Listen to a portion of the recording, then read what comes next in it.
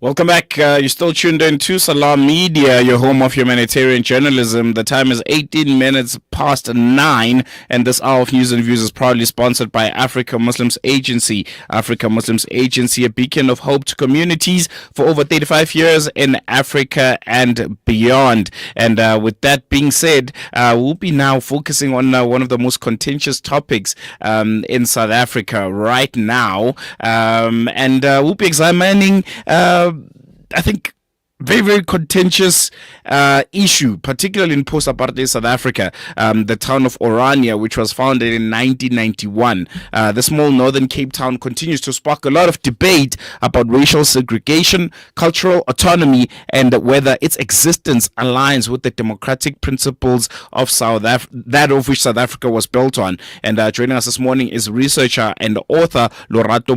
Lorato Mokwena, whose book Orania's Post-Apartheid South Africa's Boogeyman delves into the history, rhetoric, and politics surrounding Orania. The book challenges preconceived notions about the town while exploring its significance as a political and cultural symbol. Dr. Mokwena, thank you so much for joining us. Welcome to Salam Media. I really appreciate you giving us your time this morning. Thank you for having me. Good morning. I think first and foremost, the obvious question would be, what initially drew you to research Orania? What made you to decide to write about this, town, which I think essentially it is a boogeyman. It's a contentious issue. There's a lot of polarized opinions around it, and a lot of people just choose to ignore it. But why tackle it head on like you did?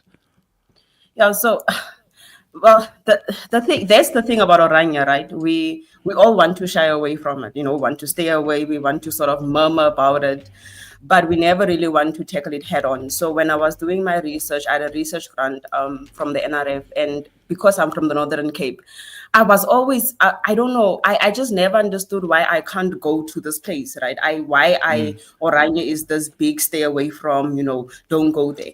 And so I was doing the research in the Northern Cape, and I figured, but I'm yet to figure out what happens in Orania. And as a researcher, our duty is to tell the stories and find out the truth that most people do not want to. I think we have that academic freedom to go to places where people ordinarily don't want to go to and ask the difficult questions. And that's how I decided to go to Orania. I sent them an email. I was like, look, I want to do research about the town. And that's how I ended up there. Just give us, the first few moments of your arrival in Orania. I can't imagine it. I can't see myself as a black person existing in South Africa, being in that part of South Africa that has made it obvious what it stands for and what it represents. Just give us a glimpse of you making your way there and ultimately being there and what it was like. First few moments scary. First few moments, why did I even do this? Like, out of all the things you could do with your life, why? I was scared. I was terrified. I remember on the way there, because I was coming from another town that's close by, I just played gospel music. I was like, why? Why did you? Why? But I got there and I realized that there's a part of us that must be unafraid to ask difficult questions. And so I really gathered everything I had in me. And I was like, we're going to do this. And I was scared throughout the entire day. So those were the first moments. I was just really scared. But also in my head, I needed to distance, there's Lorato, the researcher, and then there's Lorato, the black person. And Lorato, the researcher, had come through more than Lorato, the black person. How do you strike that balance? I think it's a very, very important point that you're making, being able to separate yourself. And I think as journalists, we're also taught that being able to separate yourself from a story, and you being able to separate yourself from the subject of your research, which I think you feel so passionate about as a black person first, but being able to say, okay, this is not the time, to think about the history of the country, how it has affected you personally, and how a lot of the people that are here feel the status quo should have remained. How do you do it? I think I was able to separate myself from being the black person, the researcher, because I owe it to the country. I think we knowledge is important, and so as a researcher and as an academic, I take it very seriously that knowledge is supposed to be able to build the country. Research is supposed to be able to provide solutions. And so when I followed that trail of thought, it was much easier to be able to say, hey, look, so the black you and everything you've heard, and everything that, have sort of been inculcated to believe about Orania doesn't matter right now. This is the part where you stand up and you decide that I'm going to do something for the country and I'm going to contribute to knowledge about the country and to knowledge building and to nation building. And that's how I was able to separate, the researcher from Lorato, the black person. Let's get into the details now. Is Orania what we read about and see on our television screens? Is it a Afrikaner utopia that is touted to be? Is it this perfect settlement where everything works and they have their own currency and there's services and they build solar panels in 4 days and they build dams in 3 days and they are everything that we are not in the rest of South Africa? I think Orania works. So let's just, Oof. and it works because when I say it works, the way it is set up and the ideals and the objectives, that works because they have a clear mandate on what they're trying to achieve, right? So Orania is really about ensuring the Afrikaner culture does not cease to exist. It's about sort of maintaining Afrikaans and promoting the language Afrikaans, right? And so in that sense, it works. They have an economy that works. They have a currency that is their own and therefore that works for them, right? And so in terms of what they have set out to do, right, whether you and I know about the sort of what people would say read behind the lines and sort of what is really going on in Orania, that is not for me to speak about. So normally people are like, is it really a racist town? And I'm like, I don't know, because outside of Orania, I've experienced racism too. A lot of South Africans, not a lot, but there's people can be racist in their houses, and when they step out of their house, they're the most non-racist people that you know. And so it's always that contention about, is what we know about Orania really what we know about Orania? And so what the book then tends to do is give you information. And I think this is a very important point for people to understand. We don't have enough information about Orania to be making the sort of assumptions that we are making, right? And when I say information, I'm talking about research. I'm talking about somebody that sat and spoke and walked the town and figured out what was going on and asked the questions from the people who stay there. I find that most of the information in Orania is based on the media. And most of the time, unfortunately, it's sensationalized because, people have specific agendas. And so the only agenda this book had was really just to provide people with information. And so if you read the book, it's a very elementary sort of introduction to what Orania is and what happens there, not just from my perspective in terms of a researcher, because that also comes in, but predominantly from the people who live there and from the landscape. So there's a lot of pictures in the book. You interacted with some of the residents of Orania. You've engaged with them directly during your research. What did you gather the most? What was the most overwhelming theme to their existence, to their stay in Orania? And also, what were some of their main concerns or misconceptions that they feel outsiders might have about their community? Yeah. So I remember asking this question, because I was sitting opposite this participant and she was very frank. And she said, you know what? People who know in Orania, who stay in Orania, know what Orania is. And I found that to be such a powerful statement. I was like, and the rest of us, she's like, the rest of you don't know because you don't come. The rest of you don't know because you don't ask, right? And so I was like, So she's like, if you just come and you ask, we will answer. It's not as if you can't come. And I found that so illuminating because it reminds us of the responsibility we have to, even in the toughest of situations, even with the most boogeymanest of things, right? If that was ever a word, to ask, to go and figure out. So the one thing I picked up from my interactions with the participants is their love for the Afrikaner culture, right? It's their love for Afrikaans, the language. And it's not as if we can blame and shame them about that, because most people that stay in South Africa love their ethnicity and they love their language, right? And there's also the sense of pride associated with who they are. That's another thing that I picked up. A sense of pride about achieving specific goals and loving a specific way, and being proud of their communities, helping other people. So there's this sense of, I remember I was speaking to this other guy and he said, Rania, when we can see that an old lady's lawn has overgrown. On a Saturday, we go and we go fix the lady's lawn, right? And we fix it for her without wondering whether there's something in return, because there's this sense of community in Orania. That is not to say there's not a sense of community in South Africa. And I think a lot of time when I speak about Orania and the rest of South Africa, people assume that I'm drawing parallels, right? And it's easy to do that because I've been to Orania and I've heard their side of things. But I think in essence, there's this element of a sense of community, of wanting to keep old people safe, of wanting to keep children safe. And isn't this what we all really want? When we speak about South Africans, about how we want a safe country, how we want we want a country whose economy thrives, right? So essentially, the main thing, if we're talking about similarities between Orania and the rest of South Africa, that we all want, we want a community, we want a space, an environment that works for us, that works for the neighbors, and where we can live peacefully with each other. And I think that's the one thing I picked up when I was speaking to the residents of Orania. I hear what you're saying, and I almost feel, I don't know, maybe it's because of the preconceived ideas and notions that we have about Orania, but I fail to accept that it's all rosy and it's a sense of community and it's kumbaya and it's beautiful. Isn't there a feeling of a sinister, almost dangerous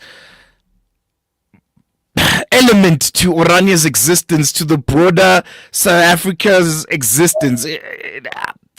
I don't know. Yeah. No, it's not all kumbaya. You are right. I'm not trying to make it all kumbaya. Remember, as with any other country, as with any other place, if a visitor comes to the place, you're not going to tell them the bad things about the community. That just would not make sense, right? And so It's not all kumbaya in Orania. Again, this is where I must draw the line between the information I can share with the public that was told to me as part of an interview, by the information that was told to me as not part of the interview, because I have to maintain research integrity, right? So It's not all kumbaya in Orania. It can be whenever there's people together. It can't all be kumbaya. We have different perspectives. Even about one thing, we could look at one thing so differently. So there was one person that alluded to, different perspectives in Orania about different things, about how, and that's normal. So it's not all kumbaya. And Orania's existence is not all kumbaya. It shouldn't be all kumbaya in South Africa. And I'm not trying to create the illusion that we should leave Orania alone, and that nothing is wrong with Orania. They're just trying to love like most people are. No. The point I'm trying to make is that in order for us to go and say, hey, something is wrong, or we need to figure out why this does not sit well with us as the rest of South Africa, we need to know what happens there. We need to know what people there think about, how they think about things. So for me, information is power, always. And so if we're going to go and say, hey, we want to talk about Orania, and people are like, okay, what happens in Orania? And you're like, we don't know. Then we're already on the back foot. So here we are saying, Orania is wrong, Orania shouldn't exist. Why does it still exist? But you don't even know what happens there. And hence the play around the boogeyman, right? Is it this thing that's just scaring us because we imagine what happens there? Or is it a thing we can be like, hey, we want to know why you're hiding behind the door? What happens behind the door? And for me, the moment we can start talking from that point, it's essential for us figuring out how to sort of approach conversations about Orania. So it's not all kumbaya. It shouldn't be all kumbaya, because here we have a place in South Africa, and it's not the only place, by the way. There's a couple of others, right? And there's even there was an attempt by the Koyan San group to create their own enclave somewhere in the Western Cape. So essentially, more and more, we need to start figuring out why people feel the need to self-determine, why people feel the pull themselves away from the rest of society so we can make sense of our societies. So it's not all kumbaya. It can't be all kumbaya. But at least now we have knowledge that doesn't come from somebody standing there and be like, somebody in EFF voted for Orania, let's quickly find out how somebody in Orania feels. No, it's knowledge where we sit down and we like, let's figure out what happens. Now that we have the knowledge, I'm not saying my book talks about everything and knows about everything, but I think it's a beginning where we can talk about it from that point. Do you feel Orania and all that it represents should continue to exist in a democratic South Africa? That's a difficult question. I think Orania is protected by self-determination, which is in the Constitution. So that legally they have a right to exist. And Orania is private property. I don't know if people know this. It's private property and therefore it can exist. It's the same way where you and I buy a house and what happens in our house and in our house is our business. Up until, it starts being criminal and the police must get involved and whatever, as an example. So do I think Orania should exist? If it is based on the principle that is in the Constitution of self-determination, and because it is private land, really, that's all it really is. Somebody bought private land, like we all can, and therefore they can exist. Should they exist in terms of a democratic state? I think we need to talk about Orania more as a country. I think we need to go and have conversations about what its existence means to us and how, whether we like to believe it or not, we can learn lessons from what the people of Orania are going through and the people in the other places that have separated themselves and ask ourselves, how can we truly build a rainbow nation where we can exist together without the other thinking they are out to get me, which still happens in a lot of communities where we are very segregated, but we look like we're united. And so for me, whether they should exist or not, in law they can, and because it's in the Constitution and therefore they can, and they bought land and so forth, therefore they can. But does it help us as a rainbow nation? I don't think so. I think we need to start having serious conversations about what Orania's existence means to us as a rainbow nation and how we think of ourselves as a united South Africa with the existence of Orania and what lessons we can learn and what is the cry out, not just from Orania, but from many other people that say government is not helping us, because essentially Orania is independent of the government in terms of service delivery. Right. And I think that's another thing most South Africans cry out about. And they say we have a problem with service delivery. And so I think it's time. Orania is an opportunity for us to unpeel things and be like, but why? Why do you exist if we assume that the government can help you with service delivery and this and this? And another thing we need to really understand, Orania is part of South Africa. And therefore, by their part, they're not another country. They can't be. We only have one country in South Africa, and that is South Africa, right? And people also need to clear that up.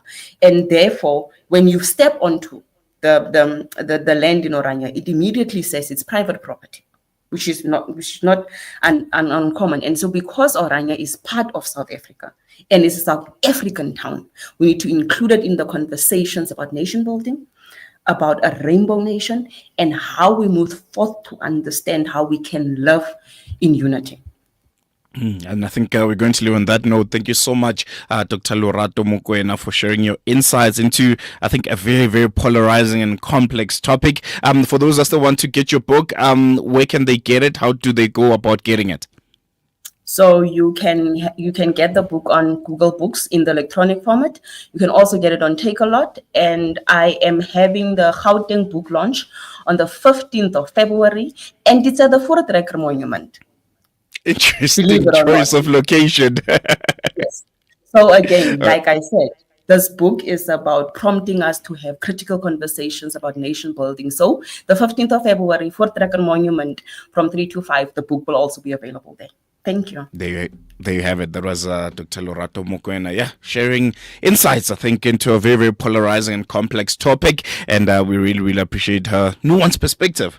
I think it's going to help us better understand this boogeyman Hey, spooky man of a region, of a community called Orania, and most importantly, it's broader implications for our country. So yeah, really, really appreciate your time, and you can engage with us. Would you visit Orania? Do you want to learn more about it? Do you feel it should exist? You can WhatsApp us on 061 and I think as Dr. Mokwena there mentions, we need to start having the difficult questions, and we need to start asking the difficult questions and having the difficult conversations. So yeah, a really, really interesting conversation. If you missed it, you can check it out. You can check out the podcast on our website. That's www.salammedia.com. We're going to take a quick break. When we come back, we'll be exploring the latest headlines shaping our world. Stay tuned to News and Views on Salam Media. We'll be back after this.